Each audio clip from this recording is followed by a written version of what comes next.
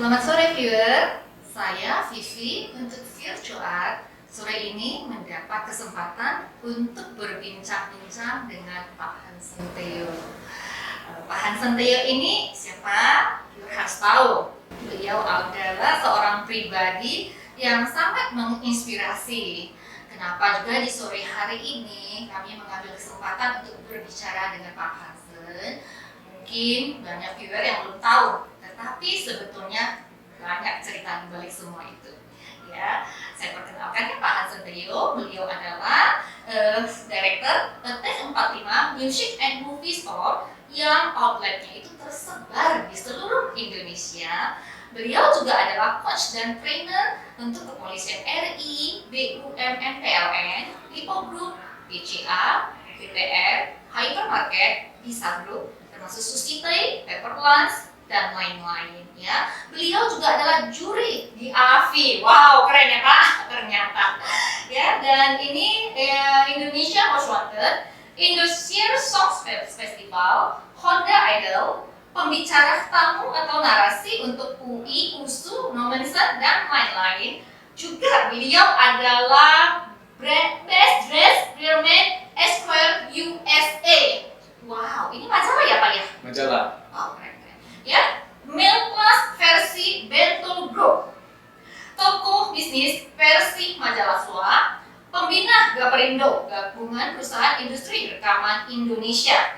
Pak Hansen adalah seorang yang bergerak di bidang entertain. Ya, Pak Hansen, latar belakang Bapak ini kalau dibaca aja sudah merinding Pak, banyak sekali.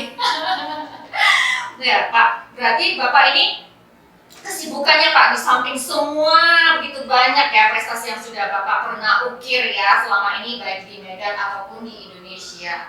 Kesibukan Bapak akhir-akhir ini di masa pandemi ini apa ya Pak? Baik, selamat sore, good day Vivi. Good day Pak. Salam sehat. Jadi pertanyaan Anda, bagaimana kegiatan saya selama fenomenal epidemi COVID-19? Sebenarnya cukup messy, tetapi tadi Anda bertanya bagaimana saya itu mengaturnya. Kita hidup mengejar waktu atau dikejar waktu. Ada yang mengatakan hidup mengejar waktu, ada yang mengatakan hidup dikejar waktu. Sebenarnya itu semua sama. Hidup adalah memanage waktu. Jadi dengan kondisi demikian, banyak pelaku bisnis yang hibernate. Hibernate itu maksudnya menarikkan diri, terus mereka beristirahat, entah sampai kapan mereka beraktif kembali. Jadi bagi kita, saya berikan satu spirit, satu encourage, kalau bisa, di saat kita hibernate, cobalah kita mengintrospeksi diri secara pribadi. Selama ini bisnis saya, mungkin saya akan revolusi bisnis, atau inovasi bisnis, atau saya coba berekspansi ke bisnis yang lain. Nah, tadi pertanyaan Anda lebih mendalam, bagaimana kondisi saya masalah ini. Hampir semua pelaku bisnis, hampir semua juga konsumer. Jadi saya menganggap setelah terjadi epidemi ini, consumer behavior itu messy. Demikian juga opportunity dan ekspektasi bisnis juga messy, hampir kacau. Contoh lagi saya ambil, seperti ada bisnis yang omsetnya, grafiknya 80, 90, 100, tiba-tiba besok jadi 0, yaitu bioskop. Atau di bisnis saya, misalnya di perfilman, tentunya kami stop, 0 sama sekali. Tapi karena kita ini harus mempunyai digital minded, jadi kita dengan sistem apa? Oke, semua itu online, O to O, online to offline. Ya, terima kasih Tuhan, thanks God, ternyata inilah yang inovasi yang saya lakukan. Akhirnya dengan kondisi yang demikian, kami masih bisa tertolong. Masih bisa survive ya Pak? Masih bisa survive. Dan opportunity ini yang kita anggap biasa-biasa, contohnya teman saya, dia bisnisnya 25, 50, 60 omsetnya. Tiba-tiba di 2 bulan lalu naik 100, naik 200, naik 300, itu jual sepeda. Kemudian teman saya yang bisnis di pabrik glove, dulu di Indonesia siapa yang pakai glove? Siapa mempunyai aware kesadaran untuk memakai? Sekarang pabriknya itu berekspansi sana sini untuk memenuhi di Indonesia saja tidak cukup. terakhir semua itu diekspor. Bayangkan, jadi semua itu tidak bisa kita seperti underestimate. Berarti menurut Bapak kita harus jeli melihat peluang ya Pak ya, Benar. dan mengembangkan kreativitas ya. Ya. Benar ya begitu ya. Selain Anda jeli, Anda juga harus mempunyai fighting spirit. Fighting spirit. Fighting spirit yang Bapak maksudkan itu seperti apa? Baik, fighting spirit seperti Anda, semua orang bisa dia mempunyai fight, tapi spirit kan dari dalam. Ya, dari dalam itu Anda punya psycho-cybernetic. Apakah dari dalam itu mempunyai niat nggak Anda melakukan? Secara kasamaran, nah ini bisa, itu bisa. Tapi how to implement, bagaimana Anda melakukan?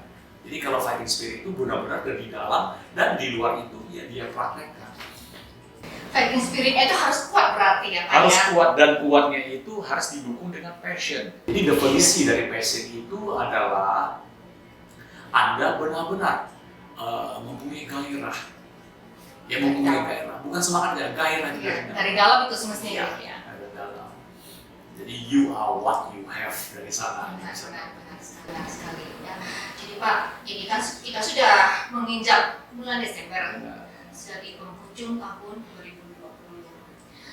Kalau sejak Juli ya, sejak pemerintah mengeluarkan statement untuk new normal, banyak di antara kita sudah mulai kembali beraktivitas dengan adaptasi baru gitu ya. Nah, di sepanjang masa kita menjalani adaptasi kehidupan baru ini, banyak perubahan di dalam kebiasaan hidup kita. Saya setuju. Ya kan. Nah itu Pak, di masa-masa seperti ini, ketika kita mulai beraktivitas, kita mulai kembali mencari peluang, yang pasti yang akan kita temui itu masih banyak sekali kesulitan-kesulitan.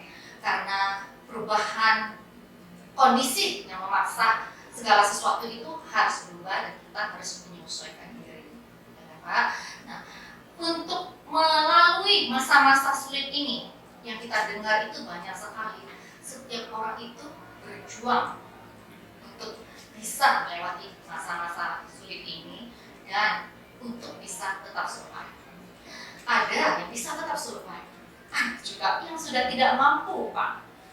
Nah, untuk golongan-golongan orang yang mungkin saat ini masih survive, Pak, Bapak bisa kasih nasihat apa, kata-kata apa tuh yang bisa Bapak berikan sehingga ada sesuatu yang menyegarkan mental mereka, sehingga mereka menemukan kembali fighting spiritnya itu, Pak, untuk bisa bertahan lagi gitu loh, Pak. Ya, kita tetap optimis meskipun apa yang kadang dilihat mata kita itu tidak seperti yang kita harapkan. Tapi kita harus tetap punya pengharapan, pasti ada perubahan dan pasti lebih baik di kemudian hari itu ya Pak. Nah, apa yang Bapak bisa sharingkan dan sehingga Bapak, karena Bapak saat ini kami ya sangat enjoy ya menjalani hari-hari ya, sepertinya tidak ada sesuatu pun yang terjadi ya. Baik, saya jawab pertanyaan Anda tentang new normal. Ya, jadi kalau ada bahasa lucunya, new kan baru, normal itu baru waras. Sebenarnya sih new normal berarti baru waras. Tapi sinonimnya bukan begitu, itu kebiasaan baru. Bagi saya, kenapa Anda bertanya kenapa saya enjoy? Bagi saya, kalau di saat pandemi ini kita bisa melintas, bisa pas, bisa melewati, tidak perlu kita kaya raya, yang penting keberuntungannya adalah kita sehat. Itu saya anggap sudah cuan. Dan bagi saya, new normal ini sudah biasa. Kebetulan putri saya stay di Tokyo dan saya sering pulang balik ke sana. Nah, cobalah, ini saya berikan satu renungan untuk pendengar, untuk teman-teman, untuk semua kalangan di masyarakat. Kalau kita hidup itu disiplin, saya ambil analogi dari orang Jepang. Orang Jepang itu dari dulu mereka 10 Anda jumpa satu di Tokyo Town, di Shibuya, ataupun di Harajuku, satu pasti memakai masker. Kenapa mereka memakai masker? Ya mungkin karena mereka sering makan sashimi, mereka mempunyai apa? Mereka mempunyai cherish, peduli kepada orang lain. Sashimi itu kan mereka takut bahwa mulutnya itu dicium orang. Jadi mereka pakai, itu first. Kedua, kalau dia merasa dia udah mulai flu, dia tidak mau mengkontaminasi ataupun contagious kepada orang lain sehingga dia pakai masker. Second, di mana-mana mereka itu tetap ada physical distancing. Contohnya, mereka tidak pernah salaman, asal jumpa kan boom. Dan di mana restoran pun, di kafe ataupun di warung-warung Anda duduk di Jepang, pertama yang disuguhkan adalah tisu basah. Jadi dari sana mereka itu sudah tahu bahwa hidup itu disiplin dengan apa? Hygienic, kebersihan. Jadi untuk teman saya, saudara saya, masyarakat di Indonesia, mari kita mempunyai satu aware, kesadaran, coba hidup seperti mereka. Jangan anggap remeh, tetap waspada. Saya yakin dan percaya kita saling menjaga, kita itu harus seperti mereka juga. Kenapa? Mereka kelebihannya, maaf, mereka tidak pernah cerita agama, tidak pernah cerita suku, tapi mereka itu ada sense of respect, hidup dengan saling menghargai. Dan satu lagi yang mungkin saya pribadi juga tidak bisa seperti mereka, mereka itu generous, yaitu murah hati. Jadi kalau Indonesia, bangsa saya, kalau teman-teman saya, masyarakat umum bisa seperti mereka, ya saya yakin dan percaya Indonesia akan segera bebas dan imunitas kita itu tambah tinggi karena bersih, disiplin. Berarti menurut Bapak, kayak sekarang kita memakai masker itu sebetulnya itu bukan seharusnya kita terapkan hanya di masa pandemi. Bahkan kalau di luaran seperti di Jepang pun mereka sudah menerapkan, karena mereka punya pengertian ketika mereka merasa diri mereka seperti tadi Bapak bilang, mereka selesai memakai tas ini, mereka memakai masker supaya bau di mulutnya itu tidak kecium oleh orang lain atau mengganggu orang lain ya Pak ya. Jadi berarti mereka punya kesadaran bahwasanya itu ya Pak ya, peduli terhadap sesama, bukan hanya menjaga dirinya sendiri, tetapi mereka itu peduli terhadap orang lain. Benar, jadi kita mesti punya kesadaran, kepedulian terhadap lingkungan ya Pak ya. Oke Pak. Nah Pak, sebentar lagi kan kita memasuki 2021 ya. Resolusi Bapak sebagai seorang tokoh gitulah ya, seorang coach, seorang trainer, resolusi Bapak untuk tahun 2021 ini apa? Ya, resolusi saya tetap konsisten yang dihimbau oleh pemerintah, yakni kita tetap mengikuti protokol, kan, kemudian kita waspada, jangan anggap remeh. Baik seperti saya terima dari pemerintah, terus saya sounding ke teman-teman, kemudian mereka melihat perilaku saya sendiri, bagaimana saya sebagai berperilaku, sebagai fully represented, mengajarkan, mengingatkan, bukan menggurui, tapi menasehati. Kalau saya sendiri tidak mengikuti, sama saja bohong, betul nggak? Demikian juga pemerintah itu menghimbau. Pemerintah juga harus sebagai apa? Witness by example, contoh sebagai saksi teladan. Demikian juga saya bagi keluarga saya, bagi teman saya, sehingga mereka, oh Hansen, Anda kemana-mana bawa disinfektan ataupun hand sanitizer, atau Anda bawa masker, Anda bawa masker yang serap, kemudian Anda waktu duduk, sebelum duduk, Anda terus melihat kondisi lingkungan itu, apakah sudah layak kita kunjungi. Jadi dari kelakuan-kelakuan kita itu, otomatis orang bisa mencontoh. Tapi saya mohon juga, yang mungkin secara demografi bangsa kita Indonesia itu masih banyak yang mediocre, masih di bawah rata-rata, dan mereka mungkin tidak mempunyai aware. Ya, pengharapan saya, pemerintah terus sounding, terus memproklamirkan tentang protokol ini. Termasuk kita-kita ya Pak ya, yang berani mengambil bagian ya Pak.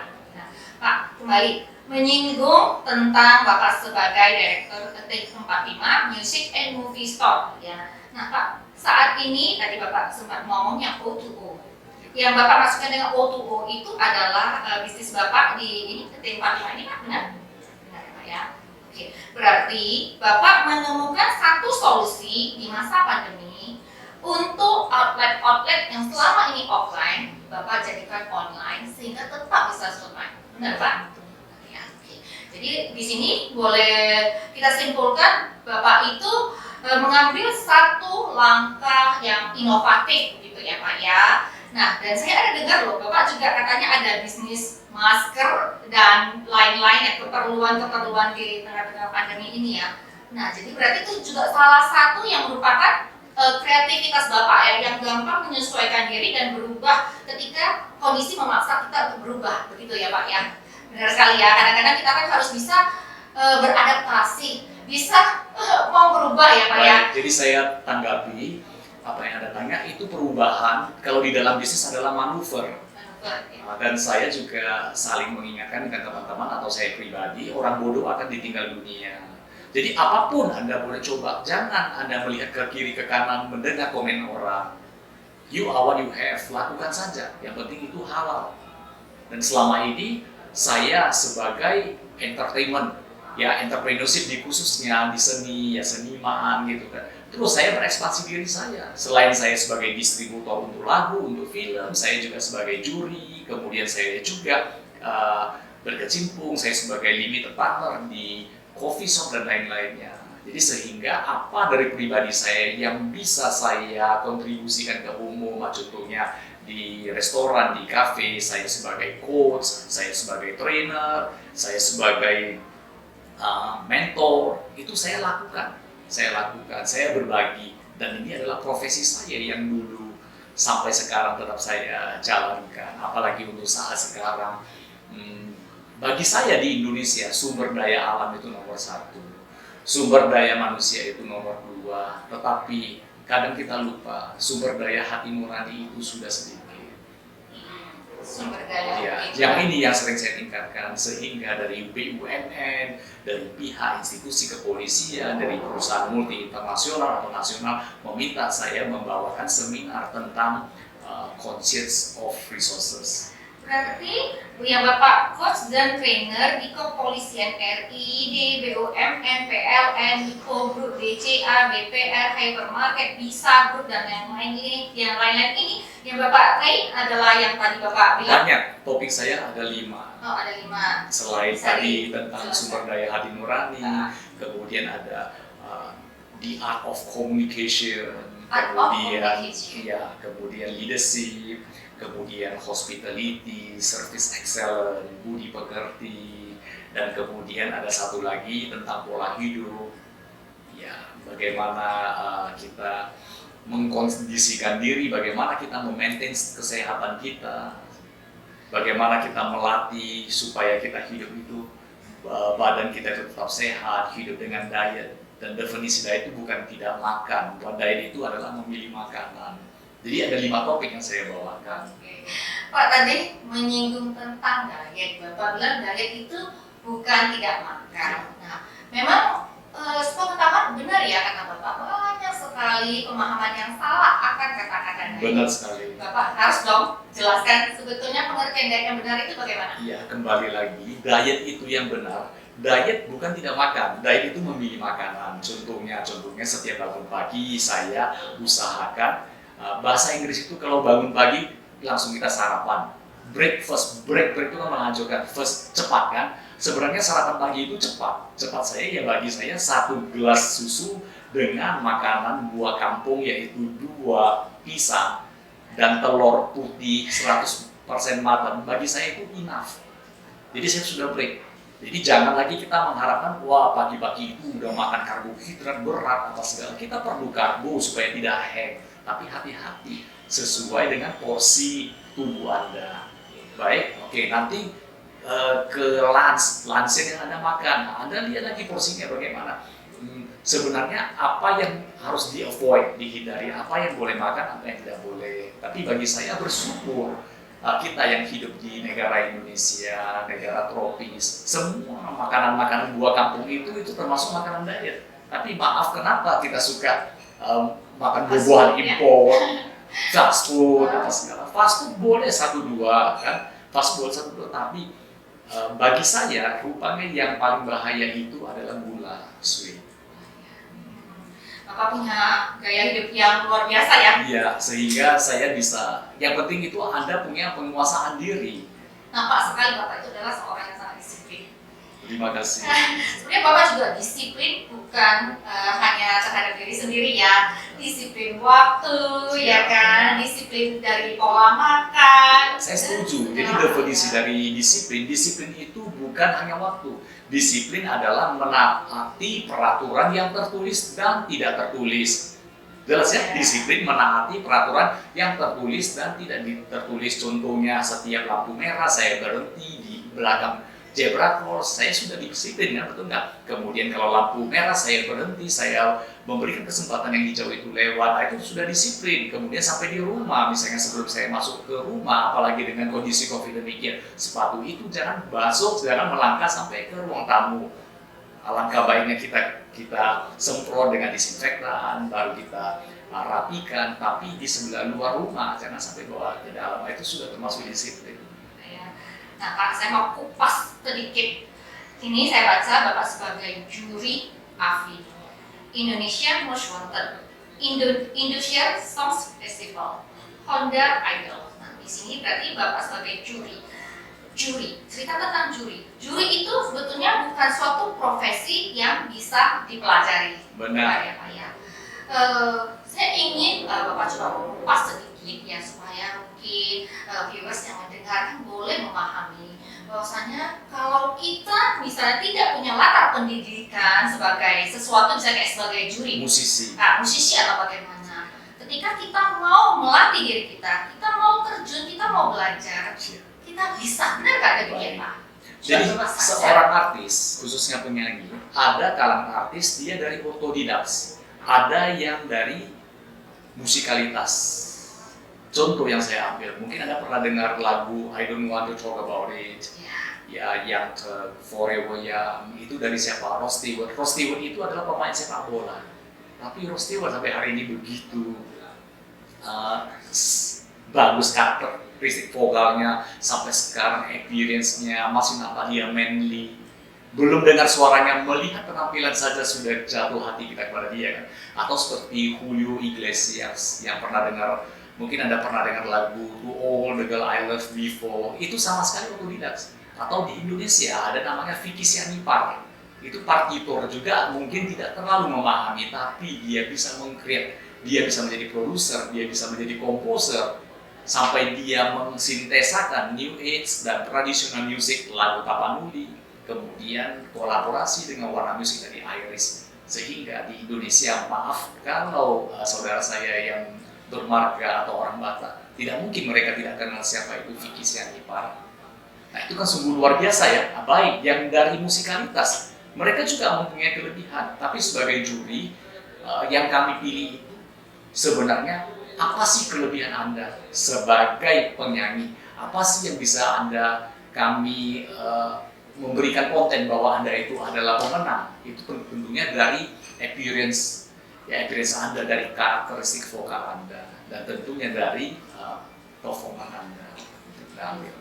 Kembali lagi ke pertanyaan saya tadi Pak, berarti Pak saya boleh simpulkan, sekalipun kita tidak punya latar belakang pendidikan yang mendukung ya, tetapi ketika kita mau belajar seperti Bapak ya, Bapak mungkin awalnya juga nggak pernah punya latar belakang pendidikan sebagai trainer atau seorang coach, tapi hari ini Bapak begitu luar biasa, prestasi begitu luar biasa ya.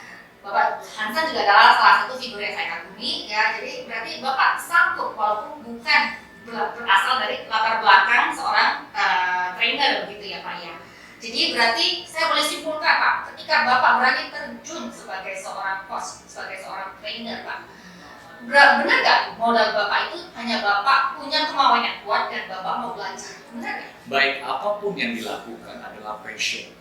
Passion itu adalah minat dengan gairah, passion. Kemudian kalau Anda sudah punya passion, tentunya Anda harus profesional. Jadi kalau Anda mau profesional, Anda harus belajar. Untuk saat sekarang generasi Z, kita ini termasuk generasi baby boomers. Kita harus mengikuti pola pikir, kemudian zamannya mereka, dan melakukan adalah digital mindset. Ya kembali saya mengatakan, orang bodoh akan ditinggal dunia. Jadi apapun, kalau Anda punya passion, Anda sintesakan, Anda kolaborasi dengan profesional, dengan cara apa? Ya belajar. Setelah belajar, ya Anda harus ingat, ada tiga self. Satu pertama adalah apa? Self confident, Anda percaya diri. Kemudian adalah apa? Self quality. Penampilan adalah kualitas pribadi, pendidikan adalah kualitas dasar. Dan yang ketiga adalah apa? Self control.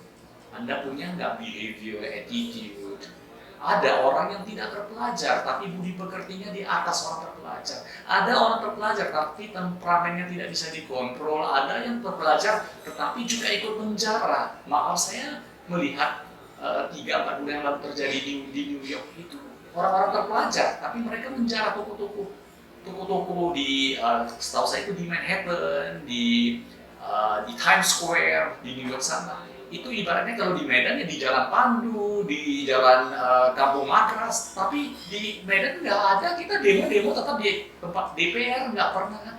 Jadi lebih bermartabat bangsa saya dibanding ya bangsa-bangsa yang memang mereka sudah mempunyai tingkat kecerdasan yang tinggi, mereka itu termasuk intelektual tapi menjara. Pak, tadi 3 poin yang harus dimiliki: self-confidence, self-quality, and self-control. 3 poin ini ya, wah kita harus catat nih Pak. Itu sangat-sangat berguna ya Pak. Karena untuk diri saya sendiri, seperti yang Bapak bilang, harus punya passion. Saya punya passion yang sangat kuat di dunia beauty. Tapi karena saya tidak punya latar belakang pendidikan sebagai seorang dokter, saya berusaha belajar terus ya Pak, untuk update diri. Jadi masalah, saya ambil saja contoh Mark Zuckerberg. Mark Zuckerberg itu dia adalah siapa? Adalah bosnya Facebook kan? Itu drop out dari tempat kuliahnya, tidak perlu title. Kenapa deh? Kita harusnya menutup telinga, nggak boleh dengar Komen kiri lingkungannya, kanan. bisa ya. Karena sangat banyak komen-komen yang terkadang mau menjatuhkan, kamu bukan dokter, kamu tidak punya pendidikan farmasi, kamu tidak mungkin bisa segala macam. Tapi maaf, Anda punya praktisi, itu yang luar biasa. Ya, dan saya tetap dengan passion saya tetap teguh, saya tetap jalani, saya tidak mau dengar kanan kiri, saya mau belajar dari Pak Hansen. Orang-orang yang hebat seperti Pak Hansen yang bisa menginspirasi. Jadi kita harus belajar ya dari orang-orang sukses, orang-orang hebat, karena mereka dapat memberikan inspirasi kepada kita ketika kita mau menggali mereka lebih dalam lagi, seperti halnya seorang Pak Hansen ya, Pak. Nah, Pak, kita melihat saat ini di tengah-tengah kondisi pandemi saat ini, kalau saya bisa kelompokkan ya Pak ya, itu di masyarakat sepertinya ada 2 kelompok orang gitu ya. Ada satu kelompok itu yang super takut sampai tidak berani melakukan kegiatan apapun. Satu kelompok lagi yang kayak tidak takut sama sekali ya kan, terus beraktivitas tanpa menerapkan protokol kesehatan. Kedua-duanya itu juga tidak bagus ya kan. Itu akan membuat perekonomian kita ini semakin tergerus. Kita Pak sebagai entrepreneur, kita sangat berharap perekonomian Indonesia ini bisa bangkit kembali, ya kan Pak ya? Apalagi perekonomian di kota Medan kita ini. Nah Pak, saya ingin sekali Bapak sebagai tokoh masyarakat di kota Medan ini menghimbau khususnya warga kota Medan, apa yang mereka harus lakukan sebagai warga kota Medan agar perekonomian kita di Medan ini segera bangkit kembali. Baik, seperti kata Anda itu seperti mata uang yang mempunyai 2 sisi. Ada yang takut, ada yang bukannya dia tidak takut, tapi dia menganggap sebagai normal. Tetapi saya ambil tengahnya, semua itu kembali ke mental. Mental itu adalah jiwa. Ya, mental itu adalah jiwa. Kalau Anda setiap hari di atas gunung, kapan Anda bisa dapat makan ikan? Kalau setiap hari Anda di lautan, kapan Anda yang tidak berani naik ke gunung bisa mendapatkan buah? Jadi semua itu harus dicoba. Dicoba dengan apa? Anda harus berani mencoba, berani keluar dari rumah. Tapi Anda punya apa? Persiapan logistik. Logistik, apakah imunitas tubuh Anda sudah sehat? Apakah kondisi Anda itu memang sudah kuat? Apakah Anda itu cukup tidur? Dan makanan, pola makan Anda itu memang teratur? Terus Anda mempunyai satu stamina? Ya silakan boleh melakukan aktivitas, tapi jangan kebablasan.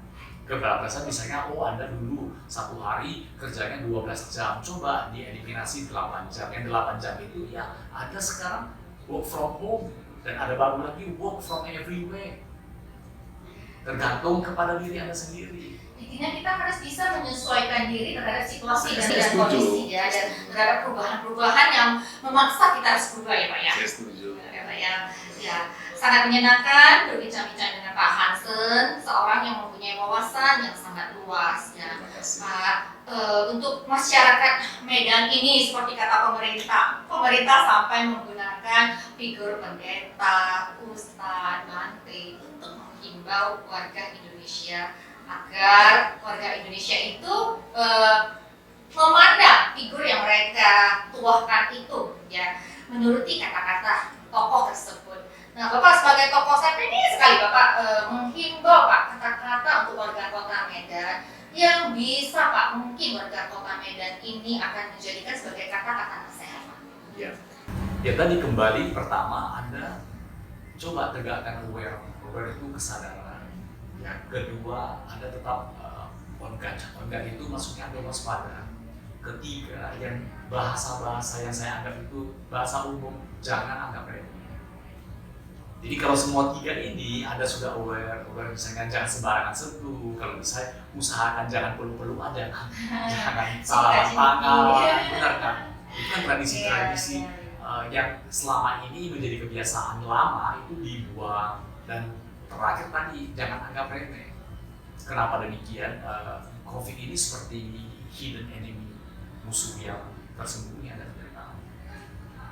Ya Pak, berarti mari ya kita bersama-sama menerapkan ya protokol kesehatan dengan bijaksana, dengan baik ya, dan kita bisa kembali beraktivitas. Dan yang penting kita tetap ya menjaga diri kita sendiri dan menjaga orang-orang yang kita cintai ya. Kita juga tetap ya tentang masalah iman ya, berdoa ya Pak ya. Dan kita juga menjaga imun tubuh kita dengan berolahraga, melakukan hal-hal yang kita senangi supaya imun kita itu tetap terjaga, dan kita juga menjaga pola makan kita ya Pak ya. Benar sekali ya Pak ya. Oke, nah kita greeting kita ucapkan kepada masyarakat. Silakan Pak. We wish you a Merry Christmas and Happy New Year. Please enjoy the life. Ingat, waspada, tetap ada aware, dan satu lagi jangan anggap remeh. Sampai jumpa. Terima kasih Pak Hansen. Saya Vivi untuk Virtual. Terima kasih.